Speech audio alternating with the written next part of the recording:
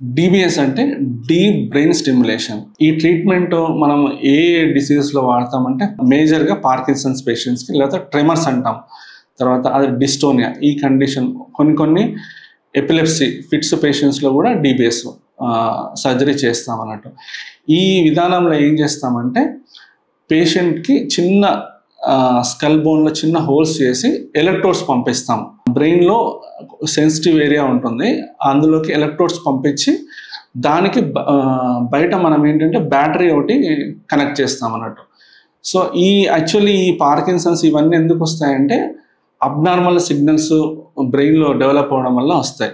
So ఈ electric stimulus చేసినప్పుడు ఆ అబ్నార్మల్ సిగ్నల్స్ని ఆపేయడం వల్ల సిమ్టమ్స్ అనేవి ఇంప్రూవ్ అవుతాయి. జనరల్గా పార్కిన్సన్స్లో ట్రెమర్స్, రిజిడిటీ అంటే స్టిఫ్నెస్ ఉండడము, గెయిట్ డిస్టర్బెన్స్ అవ్వడము, ఇవన్నీ ఉంటాయి.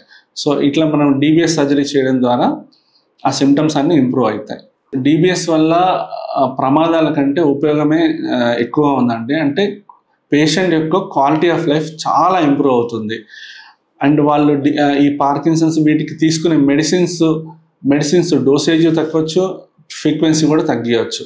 సో దానివల్ల క్వాలిటీ ఆఫ్ లైఫ్ చాలా ఇంప్రూవ్ అవుతుంది పేషెంట్స్కి.